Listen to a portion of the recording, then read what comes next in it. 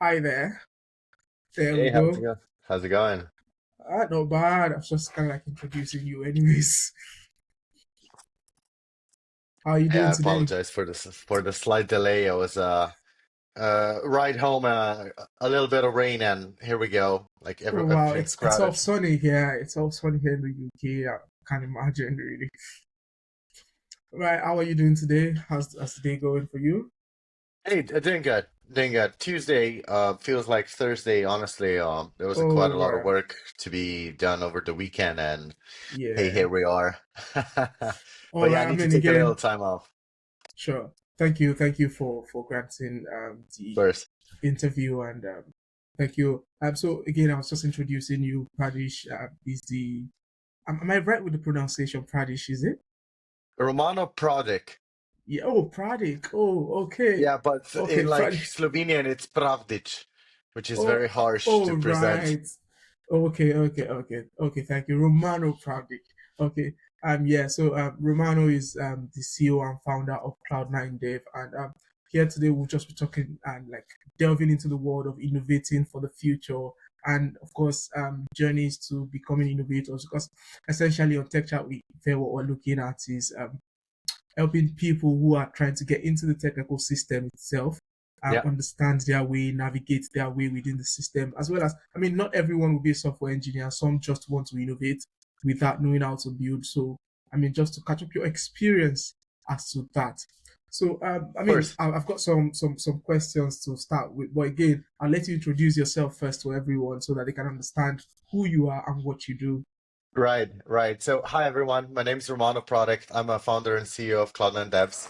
Uh, there's a good applause there.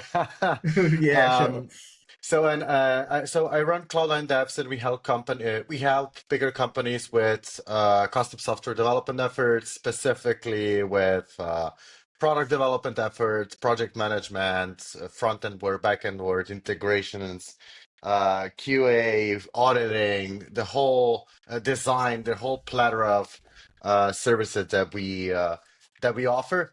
And well, basically, I started it.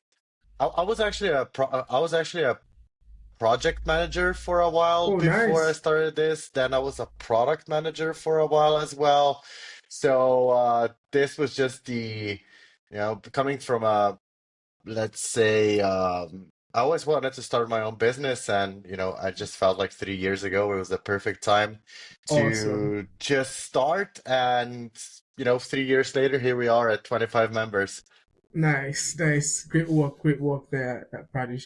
Okay, so yeah, I mean, because the topic today is just about building for the future. And I mean, I think no one would get into the system of, especially with technology and how fast it is moving right now. Nobody Very would really fast. be thinking of today in terms of building. Yeah, definitely thinking ahead and thinking what could demands of the user be tomorrow? How do we kind of like scale to ensure that we can meet the demand of the user in the next few years? So, I mean, one of the things that is essential is building a strong foundation. So, do you think everyone needs to build a strong technology foundation to become an innovator? I would say a yes and no. It depends what sort of product you'd like to build. If it's a product that's the heavily leverages on the technology, then yes, you need to know your stuff.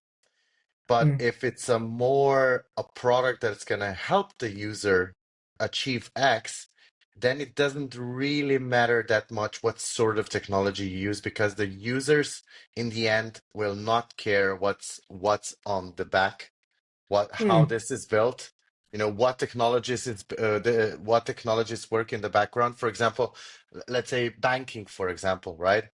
right, They still run on mainframes from the 70s.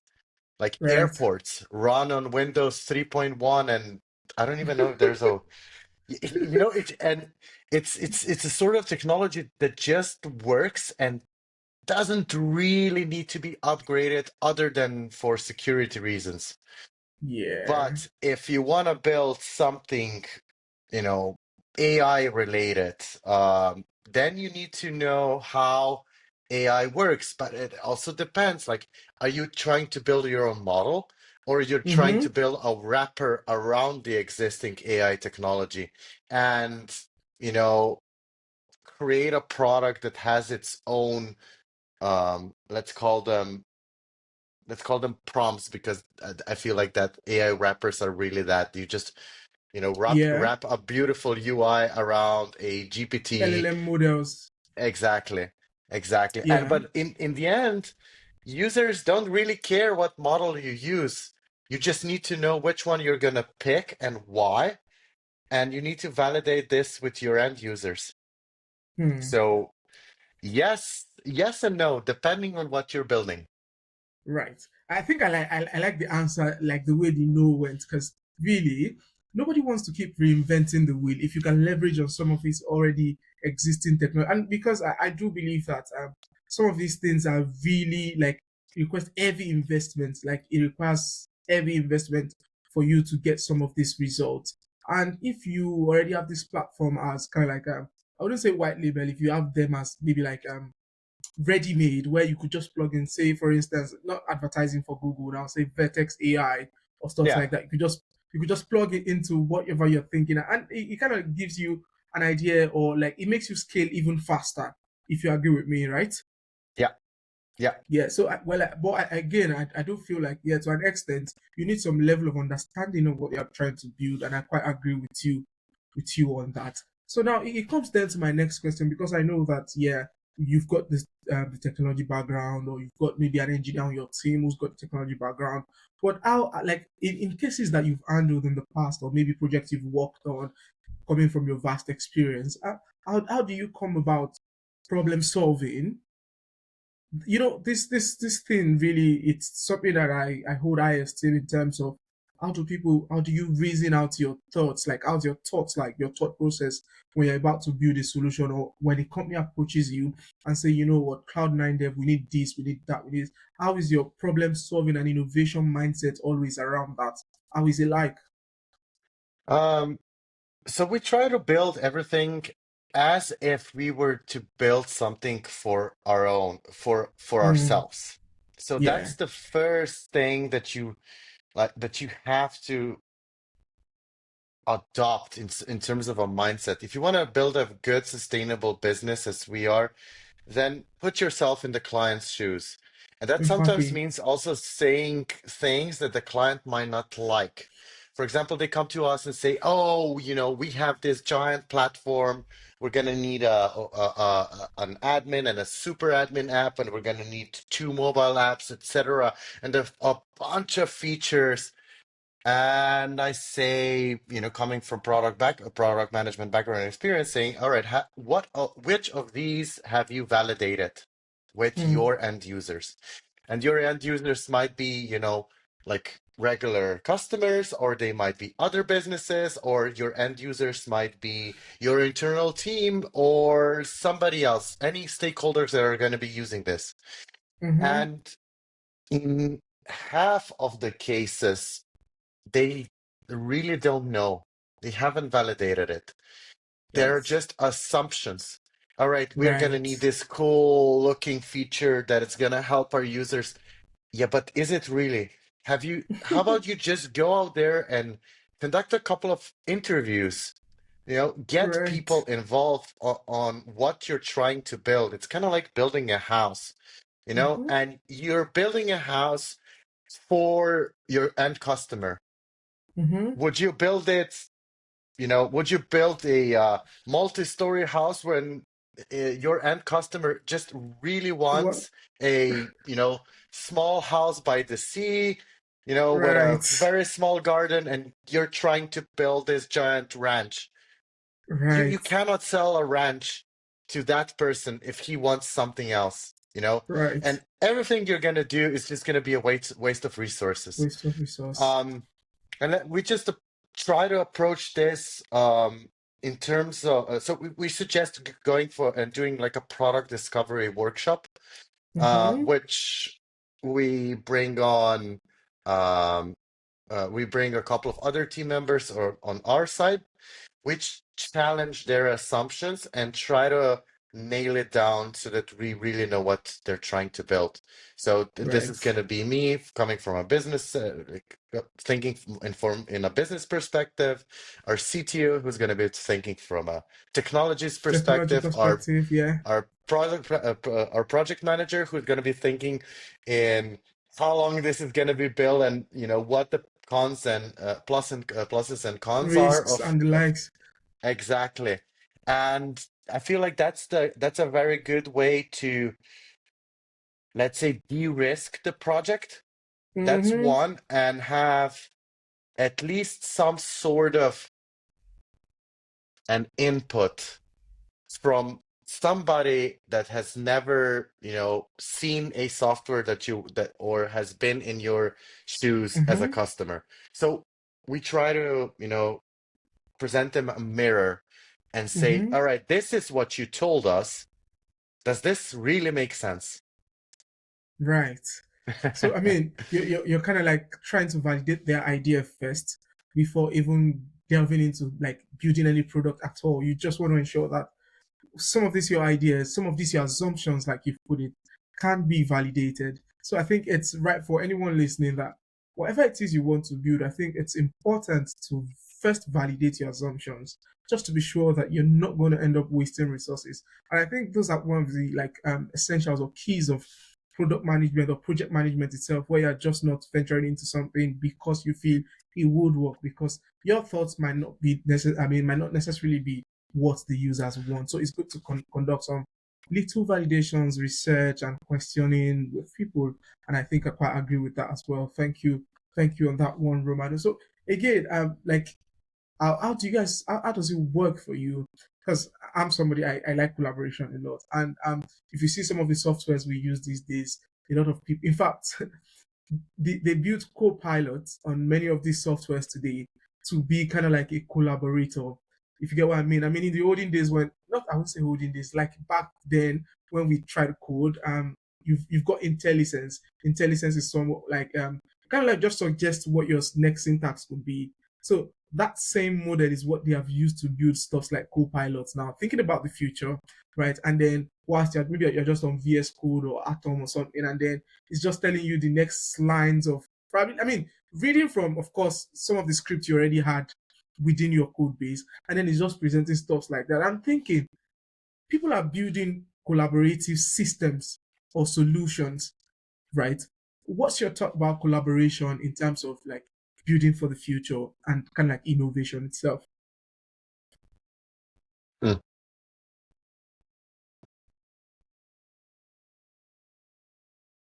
That's a really interesting question. So I really so thinking about the future, right? Yeah, So the other day, my little cousin, he's like he's 19 now, and he's gonna go off to college, and we were chatting about what field in IT should he focus on. right. And right, and I said, look, plain old regular software development and web development, mobile development, what embedded development doesn't matter. It's always gonna be there. You're always gonna need experts in specific technologies. There's not gonna Yeah, be an major AI that is going to just perform miracles for you in the no next chance. 5 years. It may help you a lot, but it's the same thing, It's the same thing because like when they said like when there are going to be computers, you're not going to need an accountant anymore because the software is going to do everything for Yeah, you. Yeah, and we still maybe have if you're a accountants one man, today. yeah, exactly. Maybe if you're a one man team, but like who is gonna consult you on what is good for your business and how to Mm-hmm, optimize it and how to manage it. Who's going to do that? Is the software going to tell you, all right, we may not have the LLMs that can chat with you, can learn about you.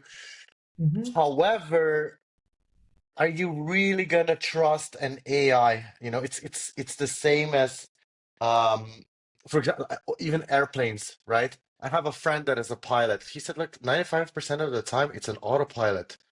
We're Yeah, just there in case something to goes ensure wrong anything. during. Exactly. right? And it just gives the sense of security to people that they're knowing there's a human there in case something Mm-hmm. goes wrong. And I feel like it's going to be the same. The AI hype is it's doing a lot of good. So it's helping us a lot, especially in Right. software, speed things up. It can help you, um, or like, writing product specs. You're writing product specs, and then you're thinking, all right, I have this two or three ideas. What could possibly also work? And then you use like ChatGPT and say, all right, look, here are my ideas. How about you put a couple of your own on, Mm-hmm. s- And and flesh it then you out. see, yeah, exactly. And it's a tool that helps you, right? But going back, so my little cousin was then like, all right, but which of the fields should I go and study? And I'm like, dude, AI is your safest bet because whoever knows how to build models, how to build AI models Yeah. is going to be like, and if that's interesting to you, you're going to have Mm-hmm. an amazing career ahead of yourself, Right. right? I But mean, you that's just gotta, fact. yeah, but you just gotta That's try it out. You just gotta, you know, try out different things. Maybe AI is not for everyone. If they say, all right, build with AI. Maybe that's not for you, and that is okay. Maybe you just want to specialize in, just, I don't know, like PHP.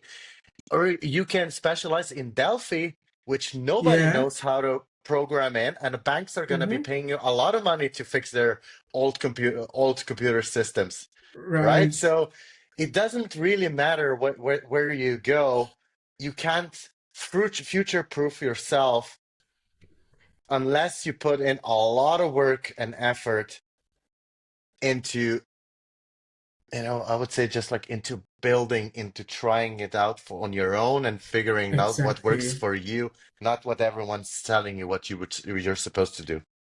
Great.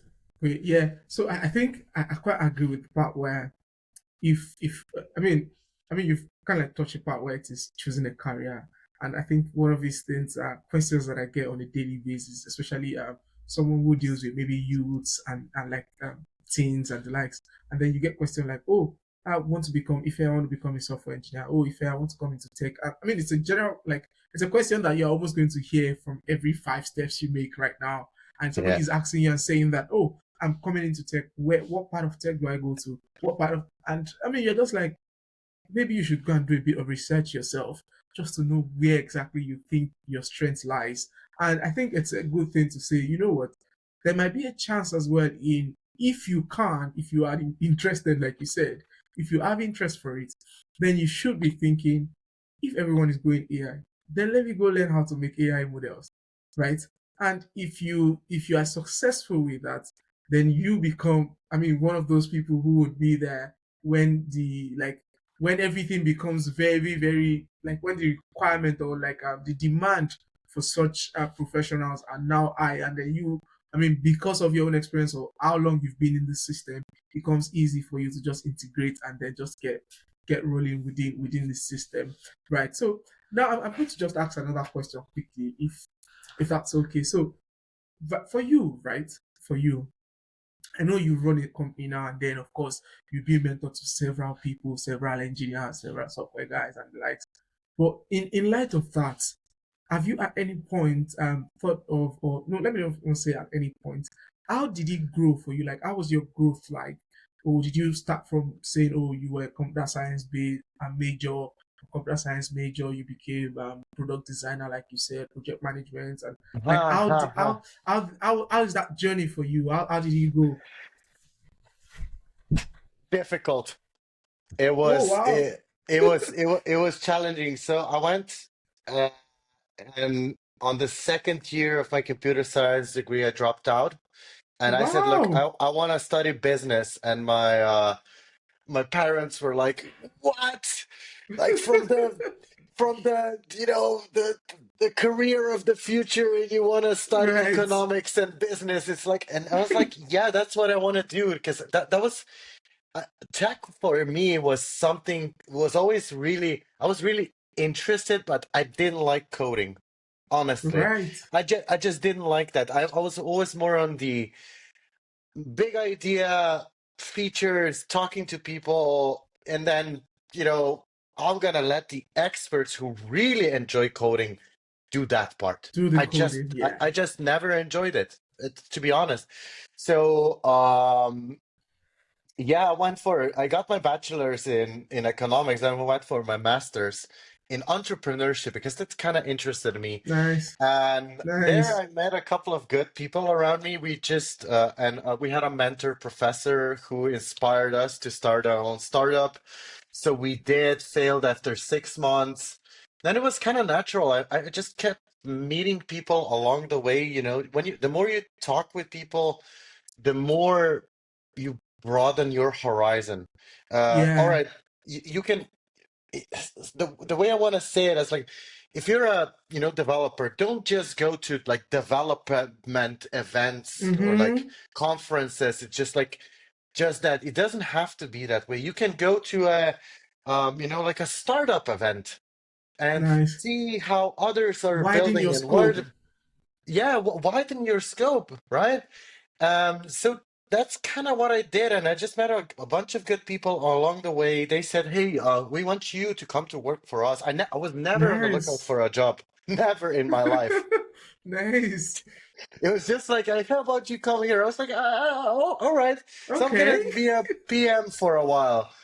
That was cool. That was another opportunity. How about you sell ERP software? I was like, ERP what the hell is ERP What is software? And that? then I saw it. I was like, all right, I could do that. I like talking to people, and then it was how about we start a fintech startup and you'd be the product manager. I was like, Oh wow. yes, I would like that as well. I just kept saying yes to opportunities that interested me. You just kept saying Um, yes. But well, again, you not know to that. everything, not to everything. The ones But that you know can that. put money on the table and Great, great. But you know that dinner. I like the part where you said that you just kept saying yes to opportunity, not because you said you kept saying, well, I mean that word opportunities is something that I used to teach or say to people in terms of if you stay where you are, if you just keep at what you do, opportunities will never come finding you. You first have to cast your net into the deep and then see what you can get out of it. So Yeah, all I this came mean, out from you first widening your scope, trying to be here, be there, attend events, attend this, and then you're able to meet people and then broaden your horizon. And that's what gave you so many opportunities that has built up your big portfolio today. definitely. It's like I, but I never went to an event with us, where I wouldn't talk to at least one person because I Hmm. said to myself, like, at least what I want, there's something that you're hearing the speakers, you're hearing interesting stories, but the point is that then you go out and talk to someone and say, "Hey, I have this opinion on X." And Mm-hmm. what do you think about it? How was that presentation to you? That to me it was boring. And to the other Mm-hmm. person who could say, "My God, that was the best That was presentation awesome. ever." And it's like exchange Right. opinions on where you are. And I'm just be genuinely interested in people. I'm always genuinely interested in people. Like, what are you doing? Correct. What is your story? How have you made it so far? Do you like Right. what you're doing? If you don't like it, okay, why do you hate it? Because the more Right. you talk, the more you also learn. Learn. So, and Awesome, just awesome. I think you mentioned one thing again. You spoke about like I think your mentor professor or someone. Like, yeah, how do you see mentorship? Like, is mentorship something very important to you? Is it key to you? Has that been like very helpful to you? yes, it was. Ever since our first startup, because we started with an idea and we kept going to, sorry, we went to roughly like 20 people, Mhm. asking them, "Hey, could you help us like be a more mentorship figure?" And they all said no. And then there was this one person that was also my ex-professor that Oh, has his nice. own company and was like, "That's a very good idea.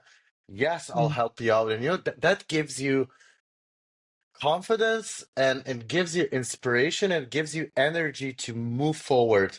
Nice. So, now I am mentoring others. I've come, I don't know, not reached a point, but people ask me Just for trying to be advice. humble, yeah? Yeah, like people ask me for mentorship, and I'm happy to say yes. If Right. you prepare yourself on what topics do you want to cover and what are your thoughts and your proposals on how to solve specific problems, not Mm-hmm. coming and saying, all right, I have XYZ problem. That's easy, man. Everybody has problems. What are Mm-hmm. your proposals? And let's talk about those. And that's how you move forward. And that's how it was with my two mentors. And and to be fair, I also still I have a business coach for the past year who is also now my mentor. Wow. So it's just just learn from people who are more experienced. You weren't born with how to life book, you know? Ooh. True. There's no one with a life handbook anyways. Right? I mean, you just have to learn from anyone, and I mean, some of these things you're just sharing are quite like things I strongly believe in and I work for and kind of like advocate for myself. And I mean, one thing I always say to people as well is as an individual yourself, you probably can see some things. However, if you stand on the shoulders of giants, I mean, people who probably gone through this path, they'll kind of like help you navigate some obscurities that would probably have taken you time if you were to do it yourself, or probably have been unachievable if you tried it yourself. But because you've got a mentor who's been through that same process, who's fought one issue or the other over his lifespan, Definitely. and then yeah, and then they just share things, and you'll be like, oh, so I could do it this way. And I mean, you never can tell, so it's good to like ask questions, listen to people who have been there ahead, and I believe that that kind of like helps also in kind of like shaping the kind of things you build or whatever it is you're trying to or solution you're trying to come up with, taking learnings from people of the past. So I'll just come quickly to Cloud9 so that we won't dwell too long on that. So I'll come to Cloud9 Dev. So at Cloud9 Devs, I know that I know Romano. No, you are Romano. I want to remember his other name. So I know Pravdic. him. Yeah, so I know him. And I was just going to check how does it work for you at Cloud9? Do you? I mean, do you? I know you're quite big in your own space. Do you write out letters to people or to emails to kind of cold emails? How do you get people on board your company, or how do you get people who come to you to say, "Oh, we want you to build stops for us"? Do you get how does that work? Because sometimes I Yeah. feel that the work you do speak for you. What are those products out there that you think that, oh, we've done this? I know, yeah, there might be some NDA barring that, so okay, this is what we cannot talk about and some of it like that. But again, I do feel No, like it's how it, does it it's work for you? it's all right. It's one is the quality of work that represents us and that brings in referrals. So I never Yeah, thought so our one of our major clients is called Price Picks, and they're the number one daily fantasy sports provider in the US. nice. Massive company. They've just moved out. So they've just moved out to their new HQ, and I'm friends with the co-founder and CTO, whom and I would say, and literally friends. So we've been working together for the past couple of years, and Wow. how I got to meet him is with my other friend Chintan from Secure Frame, who's been working with me two companies before I started Cloud9, right?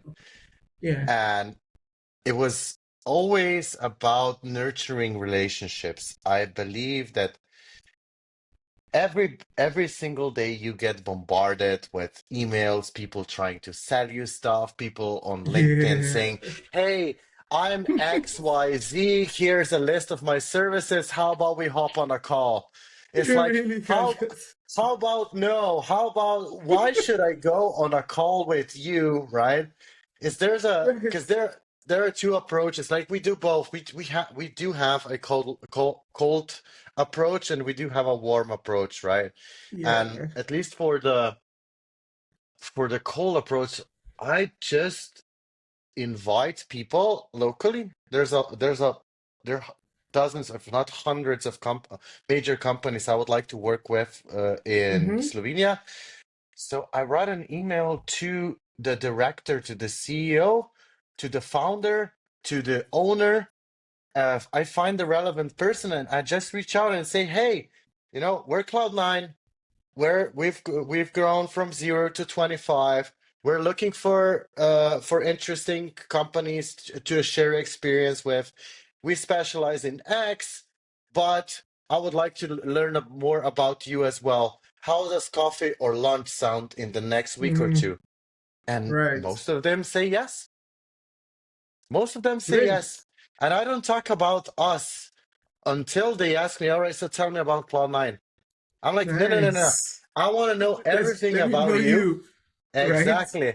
How you started, what were your challenges, where you're right now, how's your development roadmap looking, have you ever worked with other agencies before? It's just Mm-hmm. like, but I really want to also know the person, right? I check them up on LinkedIn and say, all right, I see that you worked here and here, well, what did you learn from that experience? And people love Mm-hmm. to talk, of course, as I Yeah. love to talk, as you invited me to talk about myself. Right. Everybody loves that, man. So don't Yeah. try to sell them stuff. Try to learn about them Mm-hmm. and try to figure out. All right, I say, all right. Looks like we were talking about the development roadmap. Looks like you've got things covered here. We might not be a good fit for right now. And I Mm-hmm. wait for the response, and they're like, "Oh, but maybe we still have You could do something." It's this. it's not like, "Hey, we need something from you." It's a Right. relationship. We may not be working together now. We may be working together Mm-hmm. in in a couple of months. But I call them up. The first is email, coffee, lunch. Then it's either an email or a follow up. But I call them, "Hey, how's it going? How's it I going? saw X on LinkedIn. I check up what they're doing. I saw this. Oh, and Good you also work. mentioned some product platform that you were not successful with, or you're trying to build, or how's that going out for you?" It's not, Mm-hmm. it's the way you approach people, not saying, "Do you have a project for me?" Not Good, gonna good. work, I man. mean, great tip there. I took that away. Great tip.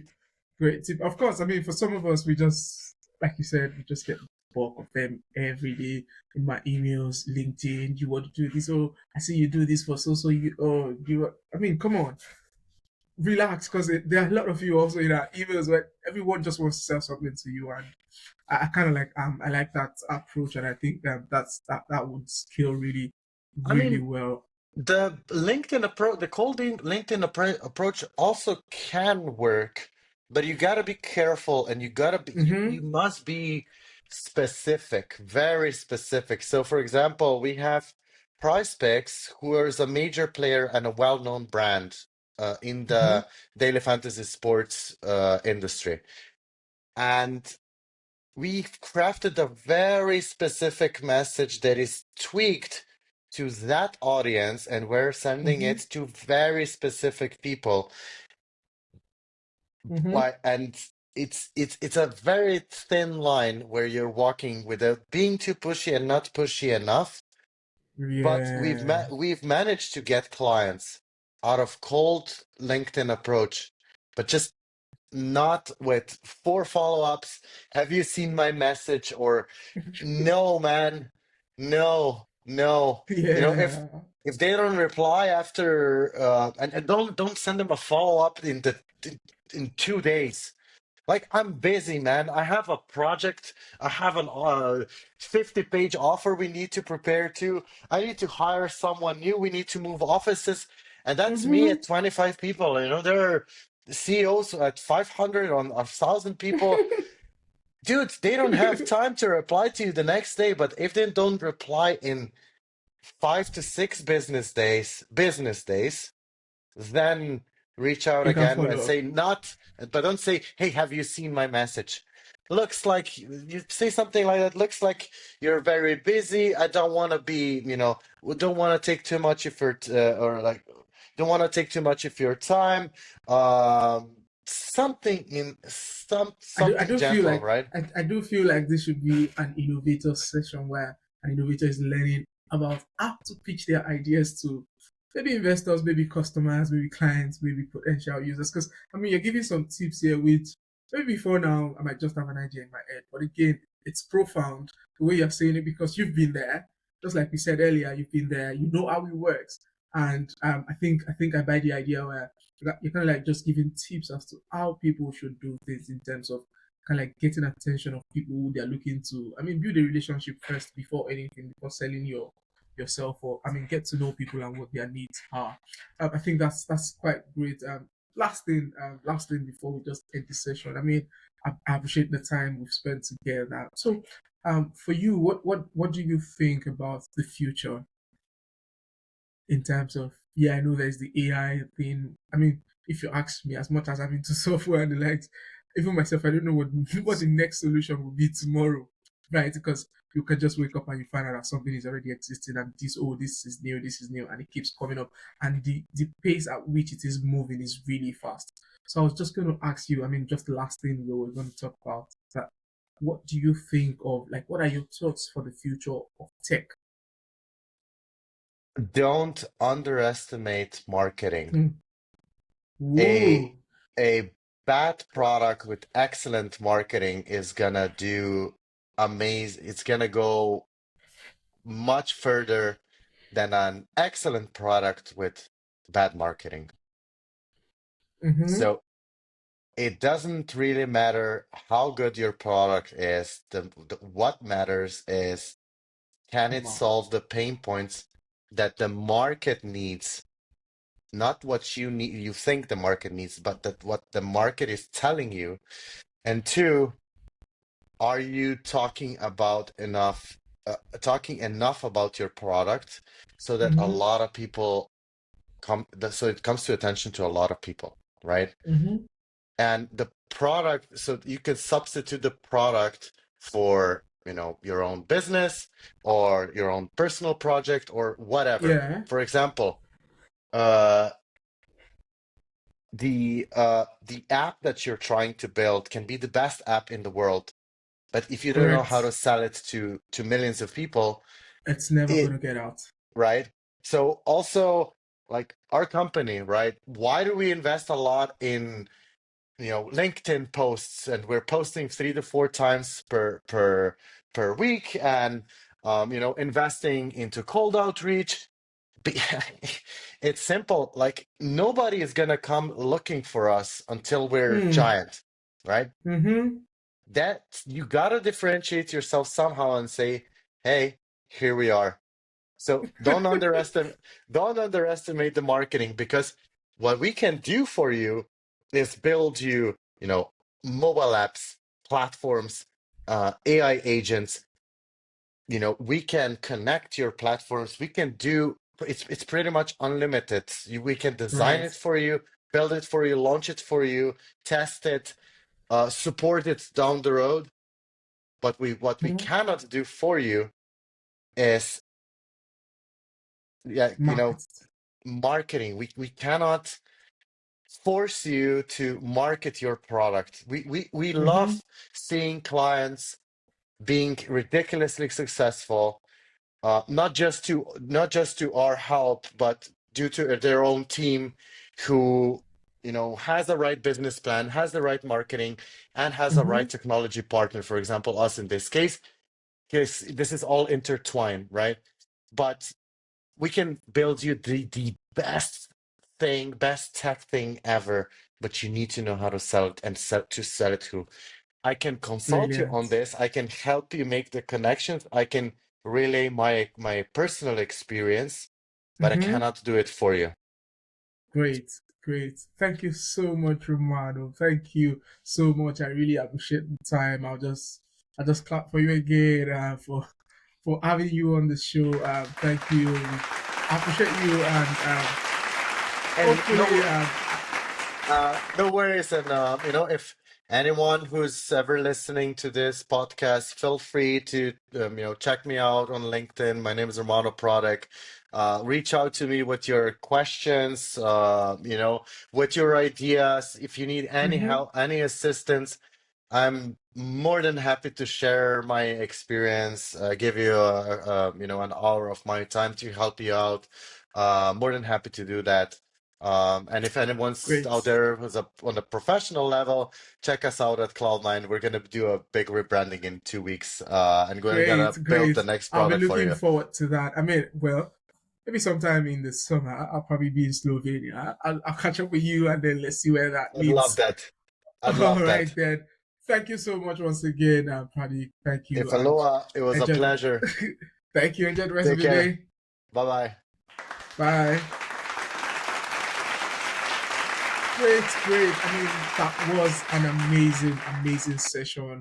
I learned a lot myself, and I hope that everyone who's seeing this, who's following live, or who's gonna watch sometime later, you kind of like pick out some lessons about being an innovator and innovating for the future.